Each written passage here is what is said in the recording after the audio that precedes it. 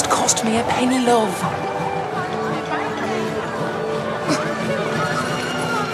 No school today. Ladies, to your work. There's no schoolroom today. No teacher come in. Oh, right, Mr. Stanford. They can play out. But it's cold. It's fresh air. Come on. Your work won't do itself.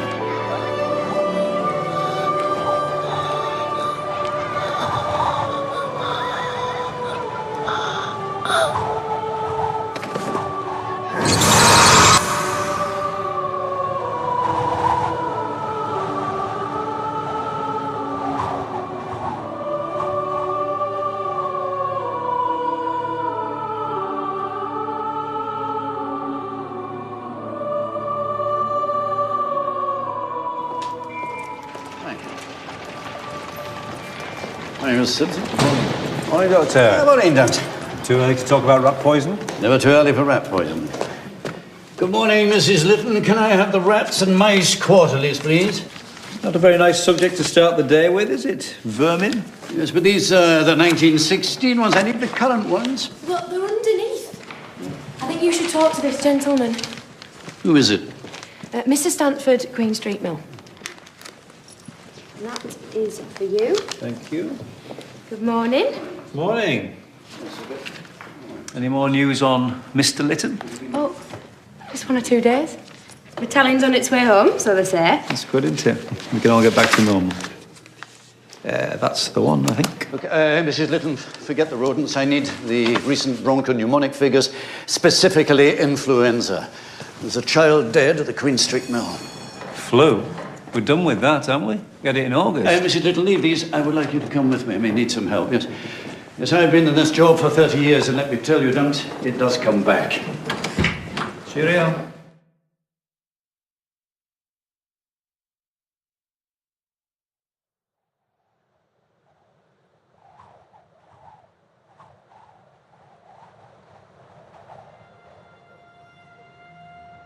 They would normally be in school. We have a little schoolroom for them, but the teacher's sick. The teacher's sick? Since when? Since today. How was the teacher yesterday? How should I know? I need you to find out, Mr. Stanford. Indeed, I need you to find out a number of things. Let's start with the lavatories. The lavatories.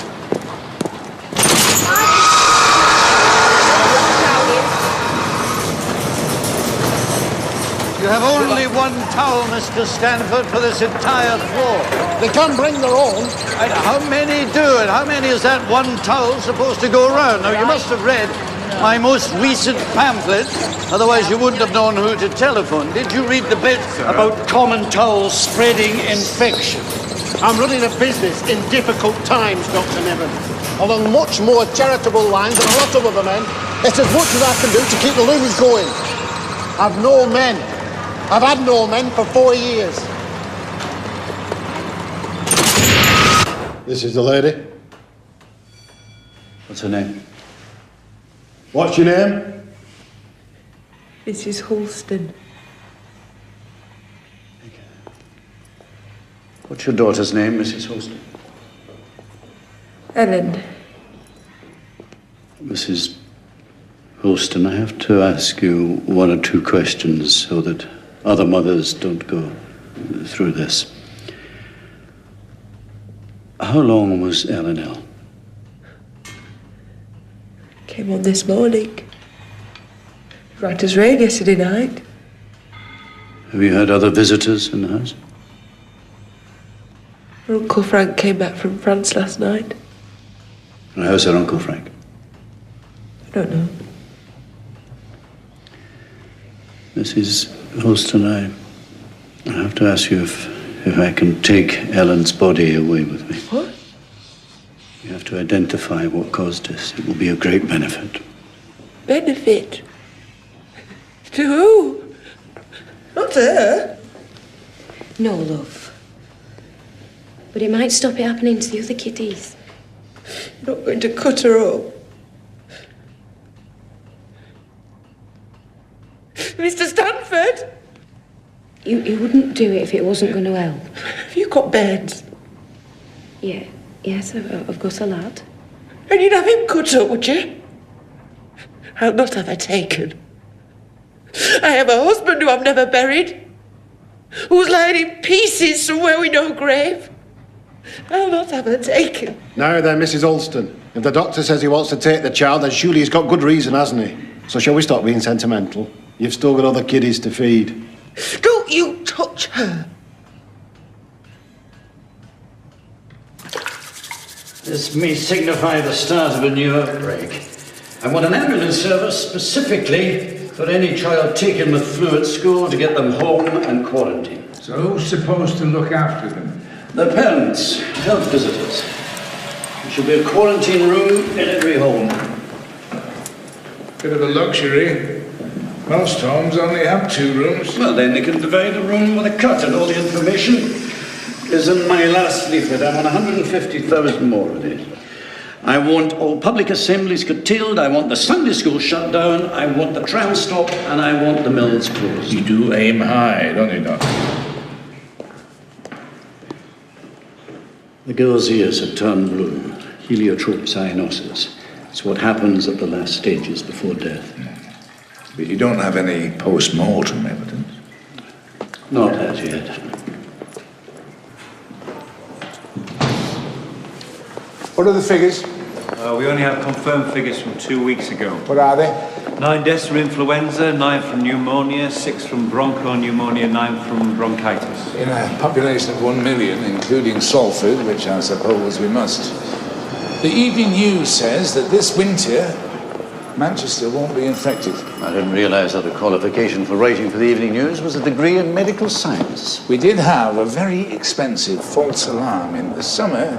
Dr. Niven, I closed things down for you. There was hardly an outbreak at all. 20% of the people got it. The fatality rates were low. You're twitchy. Yes, I'm cautious. It comes back.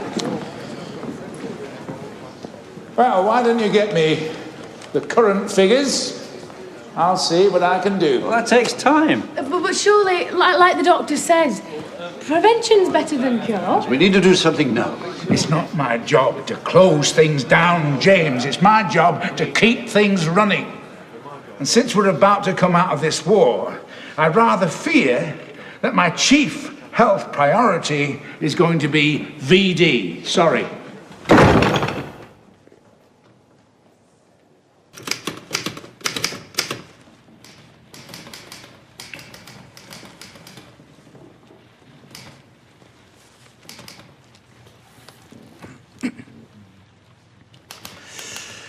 You'll be wanting some leave, I expect, for when Mr. Lytton comes home?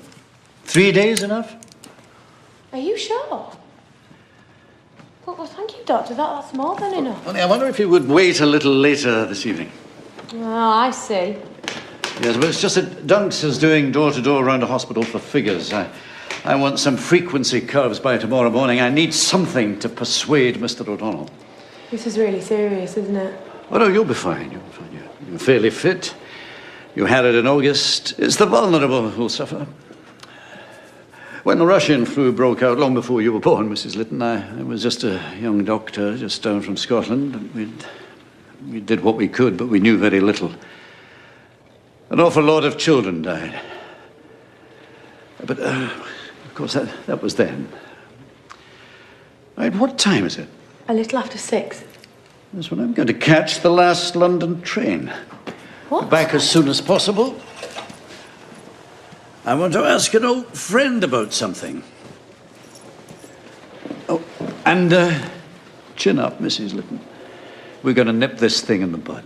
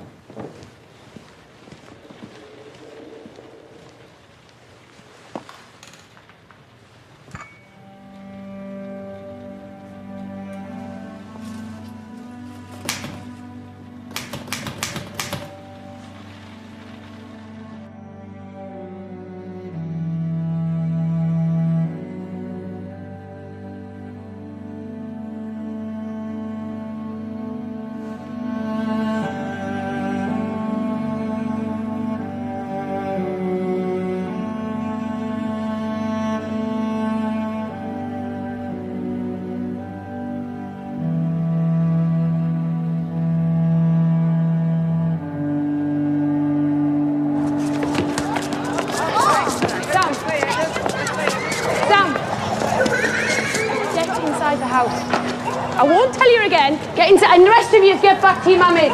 Go on. I will not tell you again. Get inside.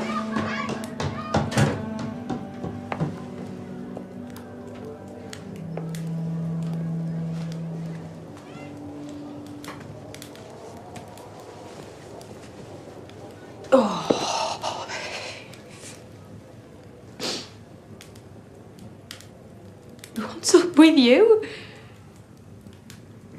Mrs. Flynn says your John's lot are back.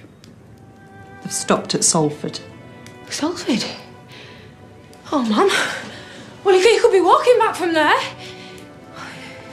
When did she say that? This afternoon. Her lad sent her a letter. They're keeping them in Salford a few more days. Oh, why? She didn't say. You know how the army is. Well, why didn't he send me a letter? And why on earth are they keeping them? God, the war's over, isn't it? It's only paperwork or something.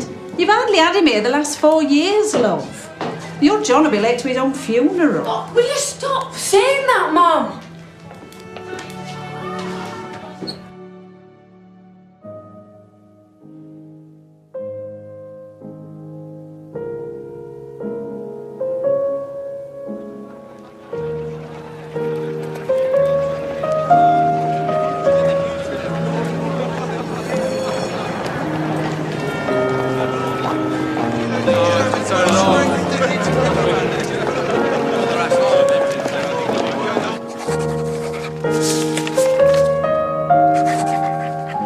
Sickness was almost completely unpredictable, and it is very hard to prepare for something one cannot predict. This is the second wave of it, Sir Arthur. One can always predict that there will be a second wave.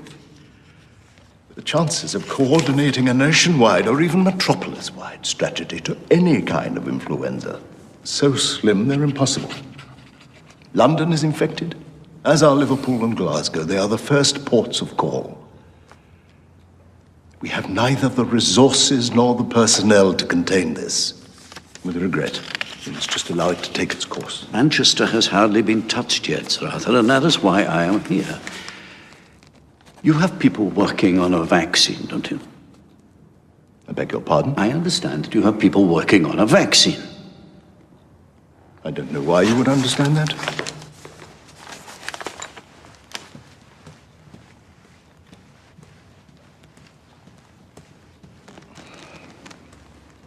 It'll be some weeks before the trials are undertaken. By that time, this outbreak will have passed over. We can run trials in Manchester now, Sir Arthur. We can preempt this. We can stop it before it starts. James, you're right. This is a little more severe than the normal yearly flu, but it will run itself out. And it's nothing compared to what we in public health have been through in this war. I suggest sticking to the sanitary measures outlined in my latest memorandum. Stop men spitting in the streets, ventilate the assembly rooms, and do what you can in general to keep people away from one another. Never mind the vaccine. That'll be the armistice. Well, James, there we are. How are we supposed to keep people away from one another now?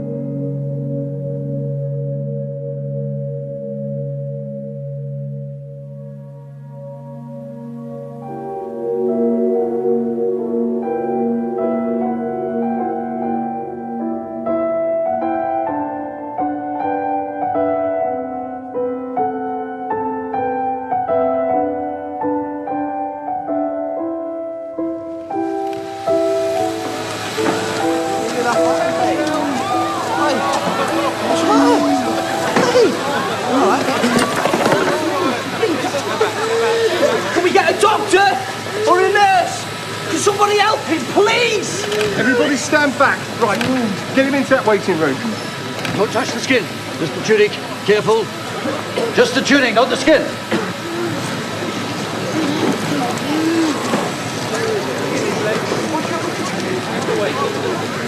Right, we have to clear this waiting room, please. Everybody else.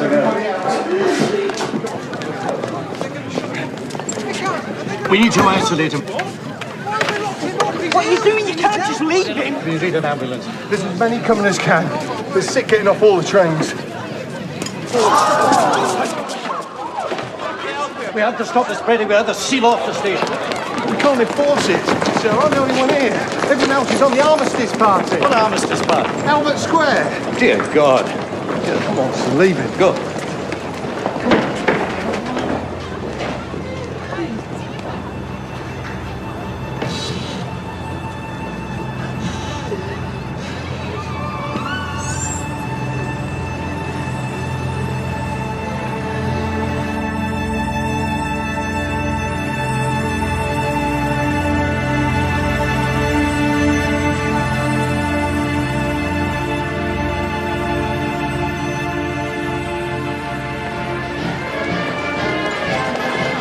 Mr. O'Donnell. James, you remember my wife? How do you do? Can you please send these people home? Why? There is a lot of infection coming home with the boys. The people should not gather. Oh, this is an old woman, James. What do you want them to remember in 20 years' time? The fact they had an almighty party to celebrate the end of the worst bloody 4 years of their lives, and the fact that our municipality sent them all home because we're worried they might get a nasty cold. I've just seen a young man coughing his lungs up at Oxford Road. This is no cold. Good afternoon, Doctor. How is London? It was full. Now, did you get over to the hospital? Did you get the latest figures? Oh, it's not much chance of getting anything from the day apart from Trodnom. Sorry, flat feet. Very good for getting you out the army, not so good for dancing. I need these figures first thing tomorrow. All right. I wish we just close this down.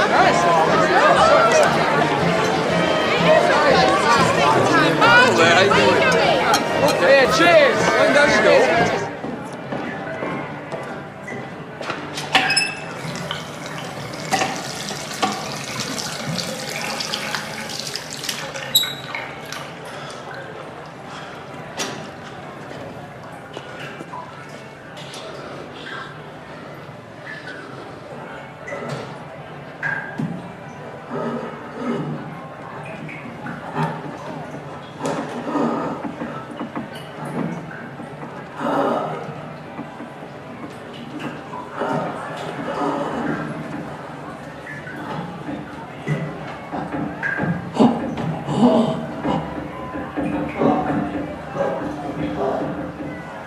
Dear God.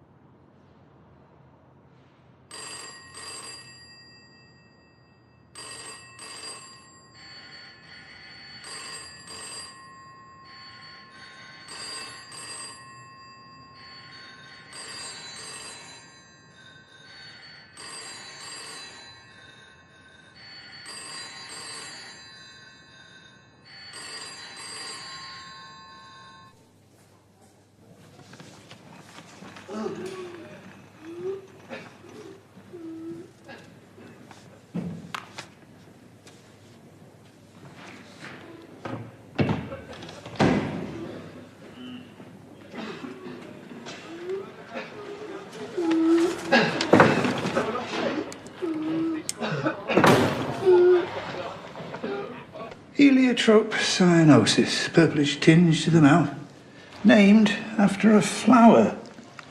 My mother has purple hydrangeas in her garden. I can't look at them now. She's been completely starved of oxygen. Yeah.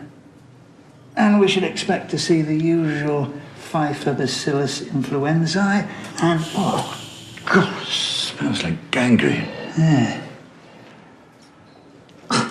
His lungs should be white. Well, look, they're full. He's drowned him. It's the worst I've ever seen. Not even the Russian flu could manage that. Yeah. How old was he? 21. Just had a birthday, according to his papers. Strong as a cart horse on his demob report. And dead within 24 hours. Who knows what happened to him in France? Gas. No, I saw this boy off the London train. He hadn't suffered gas. This is something entirely new.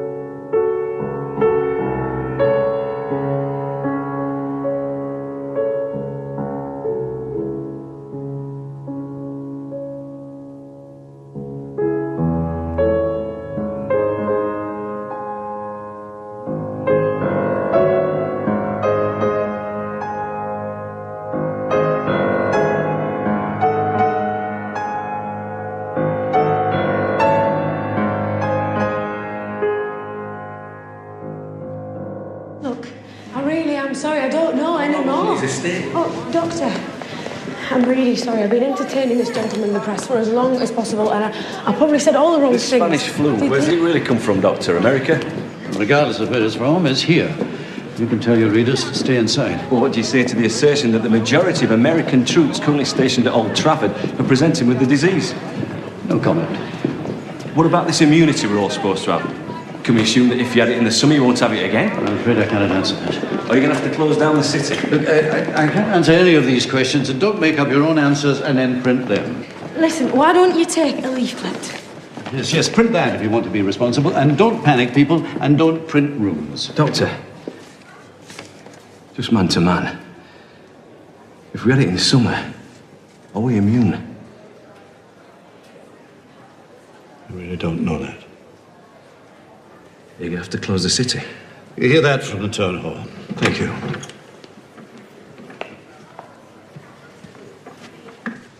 All families were swept away together, but this was indeed at the very height of the distemper. Time inured them to it all, and they ventured everywhere without hesitation, as I occasion to mention at large hereafter. What's that? Daniel Defoe, a journal of the plague year. Please tell us that you found something more recent than that. What plague year? 1665. Oh, 1665? The epidemiology is quite accurate. The first spread of infection, then dormancy, during which people start to move about again, then a second spread, even worse than the first. Dr. Niven was right. That was our first wave back in the spring. Wait, it's not plague, it's flu, isn't it? The flu has nothing in common with pneumonic or bubonic plague, Mrs. Lytton, and it is not helpful to refer to it in that way. Well, except that a second spread is common to most infectious diseases if the incubation period is long enough. It's the same with the Black Death, the Great Plague, the plague of Justinian in the middle 6th century, even your Russian flu, Doctor. It's because of human behaviour. People believe it's over, they start moving about again, and up it pops, worse than before. All this is medically established. Yes, but I'm talking about socially. Aside from all the other problems, I think we need to start preparing for the social difficulties. It's the same with all significant epidemics. Social order breaks down. You have looting, fighting, unrest. The rich leave and the poor remain to die. What? Please, could you keep to the statistics, Mr. Duncan?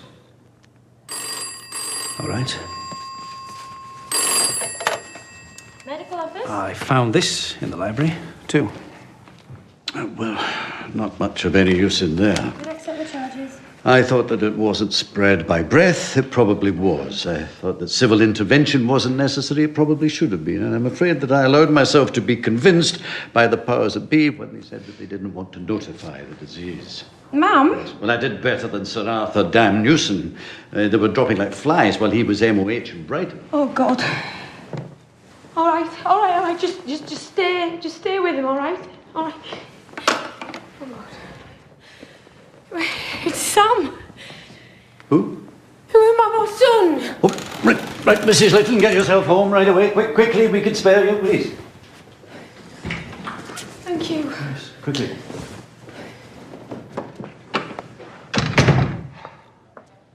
I don't want you talking about plague.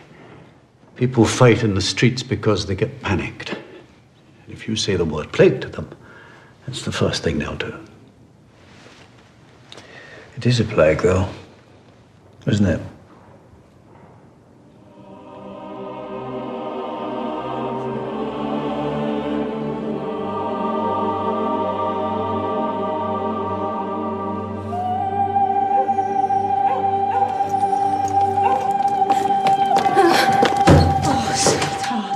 Sweat.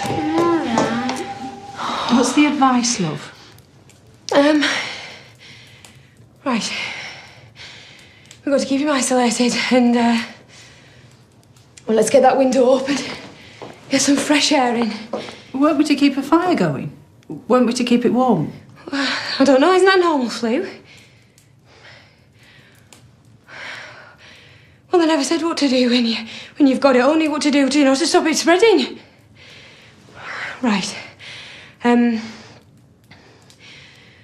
Let's wash our hands, and I'll get some water from the pump. That's it.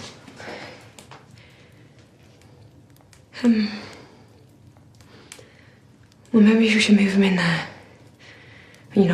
Let's get something to put a curtain up there, and we better stay in here. Maybe he needs a mask. Maybe we need a mask. Oh, Mum, I don't know.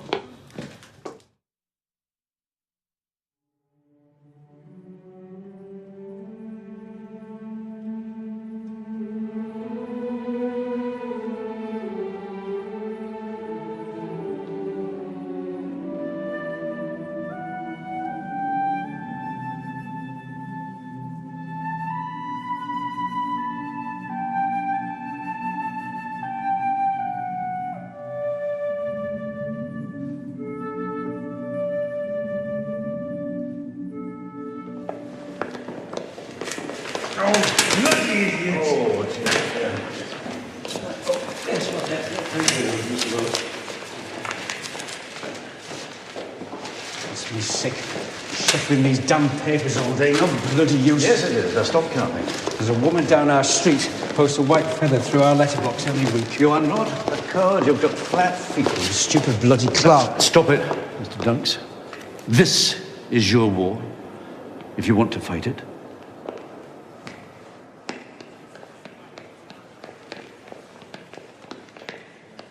We'll have more of Dr. Niven's pamphlets printed. We'll get disinfectant and coal to as many houses as we can. Hygiene and warmth are the best ways to prevent the spread of the illness. Those who are sick will have a shoulder to lean on, while the rest of us keep our heads down and carry on. Isn't that right, Dr. Niven? No, that is not what I've been telling you. We need to close the city. This pestilence spreads at about the same rate that a man can travel, and it spreads easily. We don't yet know how, but probably by direct contact, skin to skin, possibly by contact with infected materials, which we call foments. Dirty handkerchiefs, anything with infected sputum or blood on it, any soiled clothes or fabric should be burnt straight away. Do you want everybody wandering around naked? No, they don't want folk wandering around at all. You want us all to stay at home, don't you? That's what you've told your pet journalists, isn't it? Yes, I want everybody in isolation. Close my cinemas. Cancel the trams. Cancel the trams, close the cinemas, shut the schools, the mills, the public houses. Help the hospitals deal with the patients that they have and not provide them with thousands more. Shut the city. We can't enforce that. We'd need the army. Half the army are in Salford Hospital. We're not establishing martial law. I wouldn't know how to in any case. Well, short of a miracle cure, this is the only way to stop it. I've nothing from London on this matter, Dr. Niven, and we must follow London's lead. Yes, London is letting it run its own course, however fatal. But this is Manchester. Manchester makes its own choices, its own destiny. Too bloody right.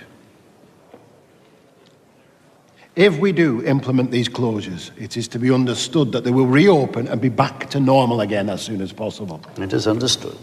I will not be closing my Sunday schools. I beg your pardon? As an officer of God's communion, I refuse to sanction the closing of the Sunday schools. This thing kills children. Adults can look after their own spiritual well-being. I will not be turning the children away.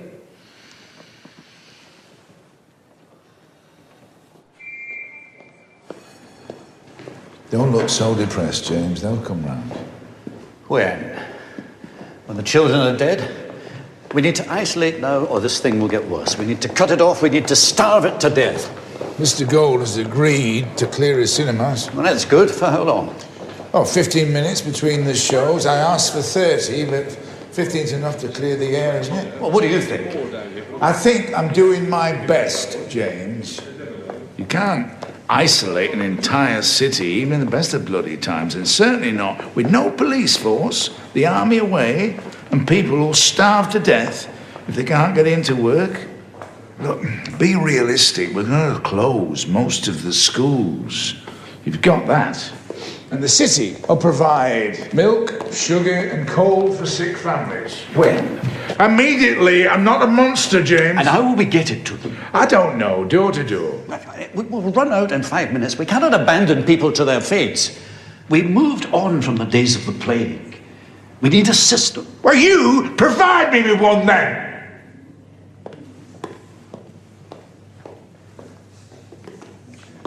Plague? I thought we weren't supposed to mention plague. I need you to find out the exact quantities that we have available of milk, glaxo, coal and sugar, and their costs. We also need to find out how many men and vehicles that we have at our disposal. And don't begin to tell me that there isn't the time.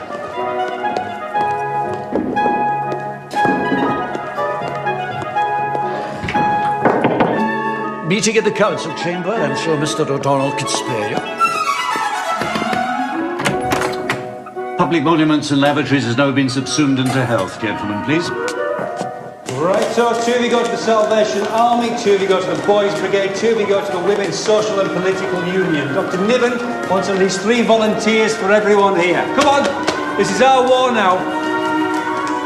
Oh, today will be mainly a paper chase. Tomorrow, the real work will start. We will find the homes with children from the school registers. We'll find the homes without a man from the war casualty list. We'll find the poor homes from the special assistance register. I want to have all these documents and papers here and collated by tea time. Thank you very much, ladies and gentlemen. Trams have stopped running. Prepare for some extra legwork. £6 worth of milk, £25 worth of coal, £30 worth of sugar. Per street? No, that's the entire city. Good God in Ireland. Well, let's see what these devils are. See what we've actually got. And all these things are miles out of the city. Let's stir things up a bit. Let's get this coal into where it's really needed. Let's like there. How many delivery men do we have? Well, it's changing every day. Let's work on the assumption that half of them will be ill on any one day. 20 wagons. And how many homes can you do in a day? Well, they can do streets. No. I don't want streets. I want it targeted at homes. Which one? Well, the homes with a family and no man there. Homes that live on less than 18 shillings a week. Homes that require assistance. I don't know where they are. Well, that's why we sent our people out there and there and there.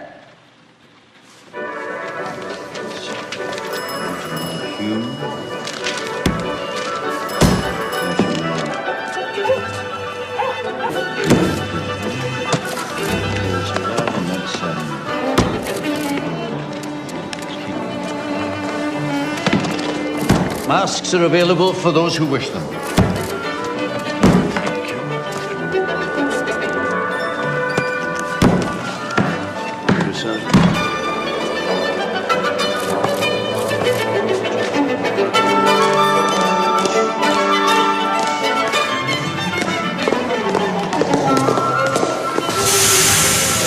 Okay, right. Over here, please. Over here. Thank you. Doctor's orders. Take this one. Just directly to Stretford Street. Half a dozen houses there without coal. Straight on to Heaton Moor, Moss Side and Didsbury. You two. Homes, yes, homes. Specific homes, not streets. Homes. No, there's not enough. Pardon? There's not enough coal, and there's not enough wagoners. There's more of them ill than we thought. Then we have to send it to the parts of the city with the most children. That has to be the priority. Over here. Parts of the city with the most schools. So. You can have those three on that trolley there.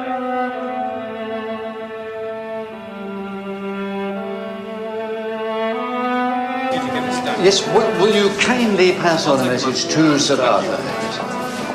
Well, I'm terribly sorry to hear that, but yes, the message is that we are ready and anxious to conduct trials of the vaccine here in Manchester to stop this thing spreading further.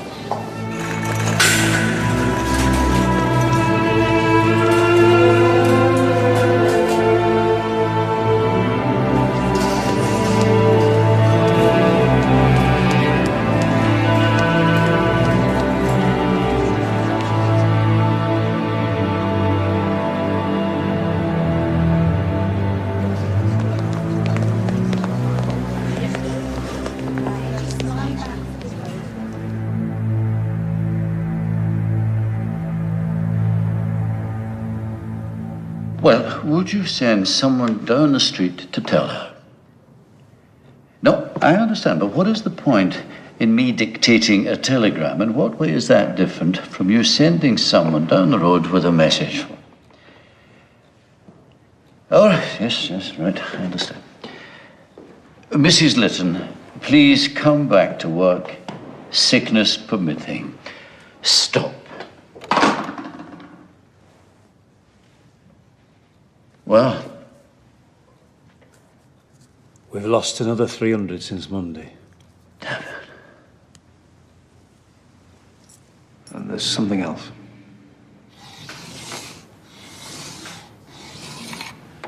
I think there's a pattern.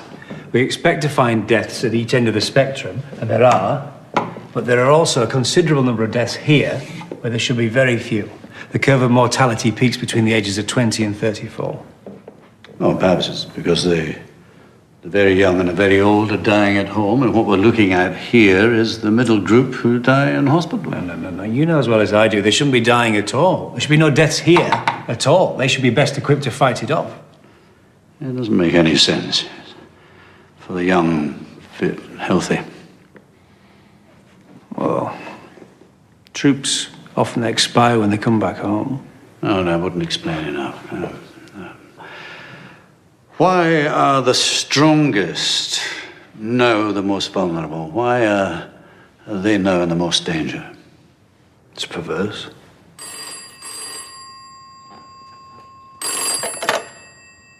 Yes, Dr. Niven. Yes, I am Mrs. Lytton's employer. Is this where Mrs. Lytton lives? Yes, Brick Street. Was Brick Street on our list? No, I don't think so. It's not a priority. There's not so many schools here. What did happen to your eye, by the way? I advised the gentleman against spitting in the streets. This is the thanks I got. Which one is it?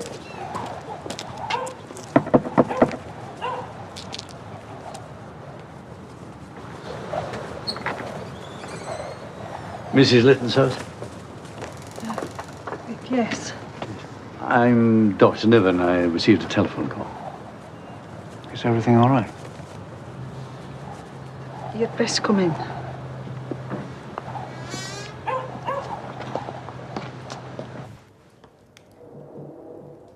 Mrs. Lytton?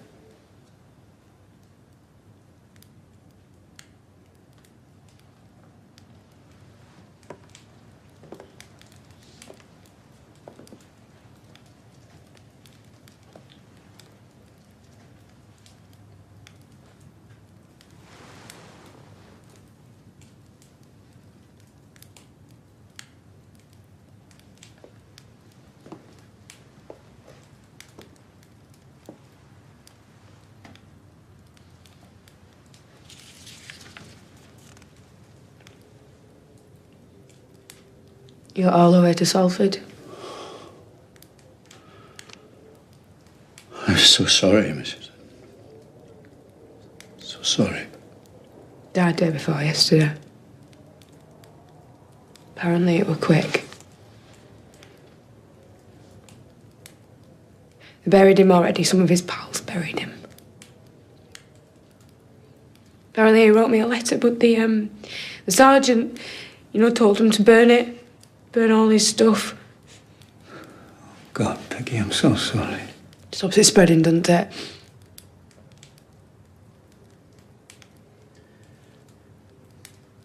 What did you do about soldiers, Doctor? I didn't... What did you do? About the grown-ups? Because it's not the children, is it? I mean, he's fine, just a bit off-colour with it. It's the men that it's killing. It's 3 on this road, and now my John... What's happening with this sickness? It does nothing that we expected.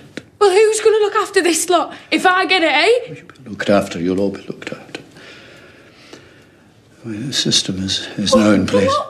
What bloody system? Well, your system might be working elsewhere, but it ain't working round here. I mean, have you been outside lately? Of course you bloody haven't. There's people starving behind their own front doors because no one will go anywhere near them. People are frightened. You're meant to be in charge. You're meant to know what to do. Peggy, the doctor's come all this way to see you. He only means well. Sorry.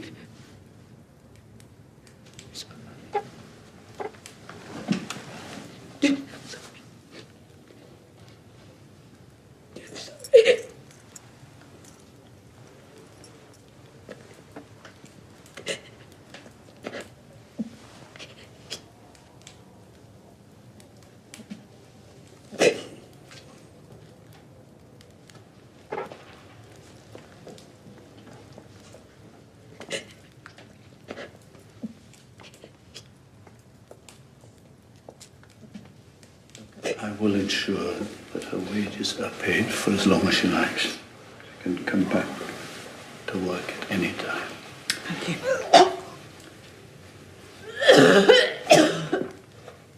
This is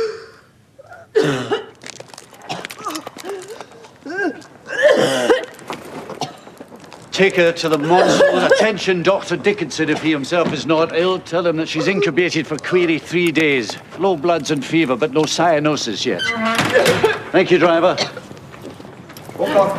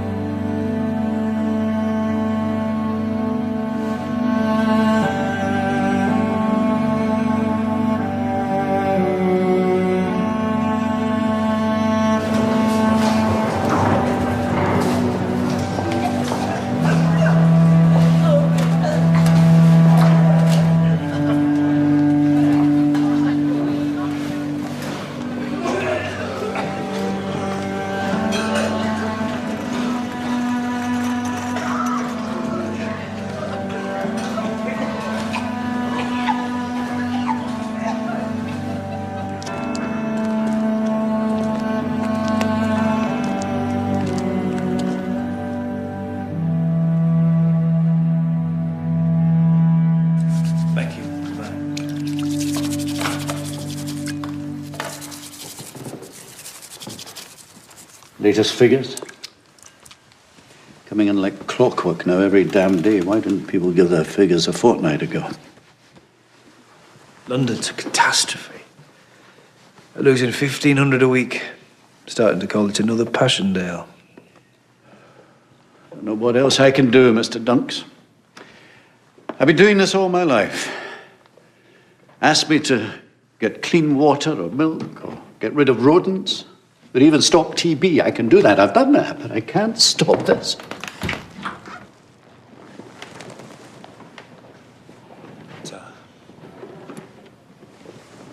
Just arrived from London.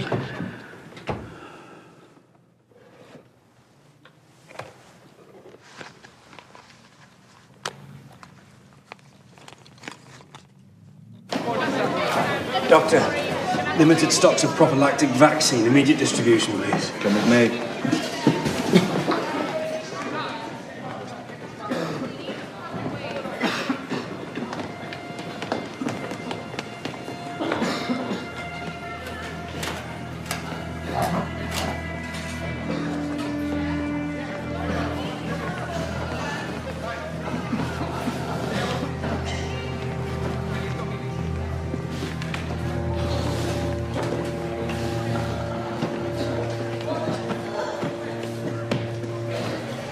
Oh, dear God. Matron, why is this lady not in the main ward? We've no more beds, Doctor. Her hair is turned white. Although that's not critical. And look at the fingernails. You must have tapped the keratin for some reason. It's all right. I know it looks terrible, but I've known them survive like that. What is your prognosis here, Matron? She'll be all right, providing she makes it through the night. If cyanosis presents, it's not so good. Yes, but there's no cyanosis presenting. Not yet. That's why I insist that she has to find a main ward. She needs to have oxygen into the lungs as a matter of urgency. That is the centre of the attack. I'm aware of this, Doctor. I know you're under pressure, Matron, but please. I'll see what I can do, Doctor. You're taken care of, rest assured.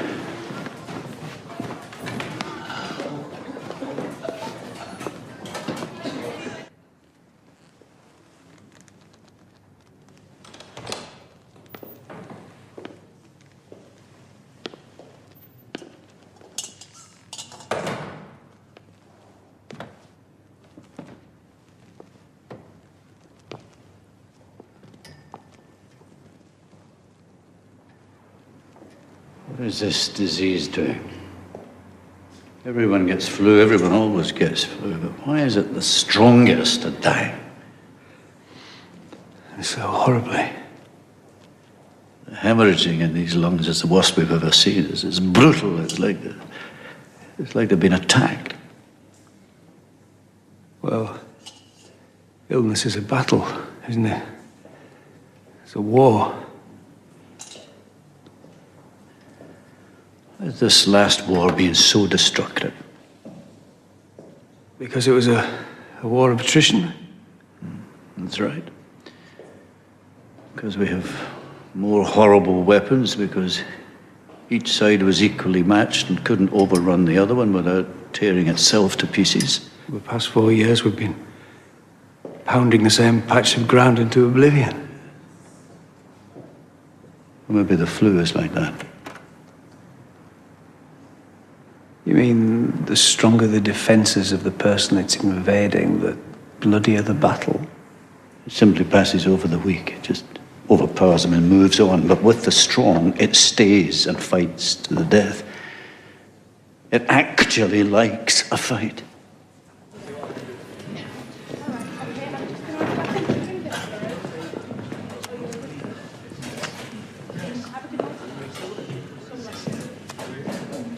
Thank you, Matron.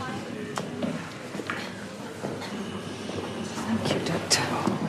You'll pull through if you can just hang on. She won't give up her Peggy. Not without a fight.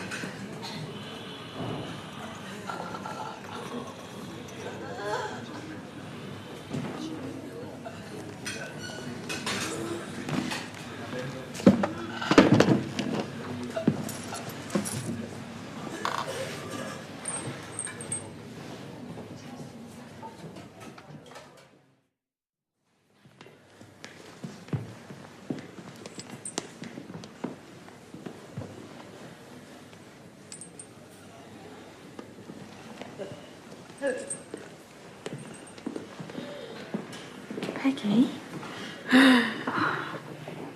Hello, sweetheart.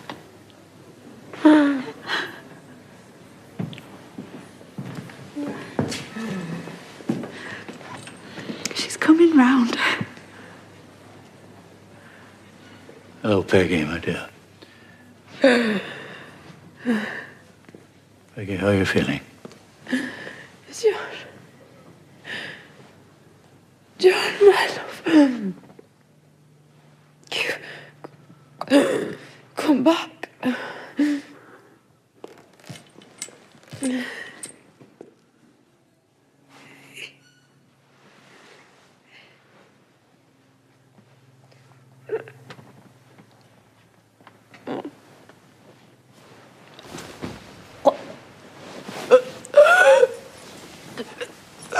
I think the child should leave now.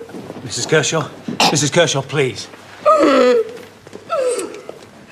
all right, sir. It's all right now. Nurse cyanosis is presented. Quickly, doctor, please.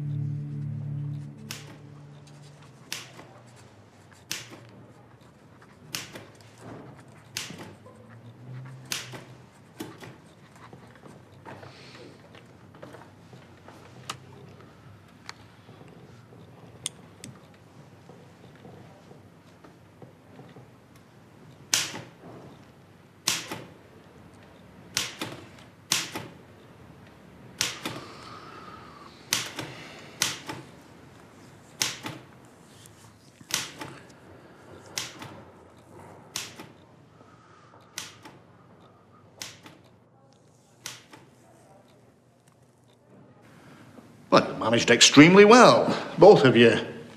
It's your efforts that have stopped Manchester going to hell, the way of Liverpool and London. How many have we dead?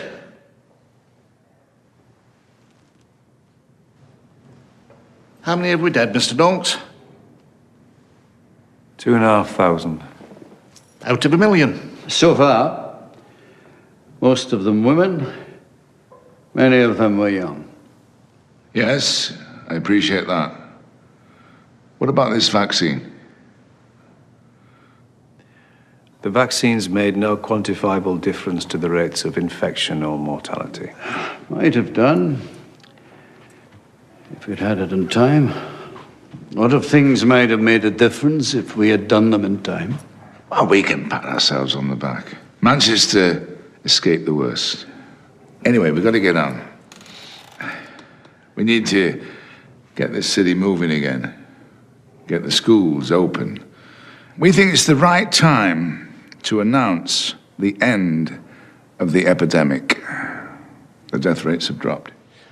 And we're stretched to breaking. It's nearly spring. We must get back to work. Wasn't the Great Plague signed off in the spring, Mr. Doctor? Yes, that's right. This was no great plague, James.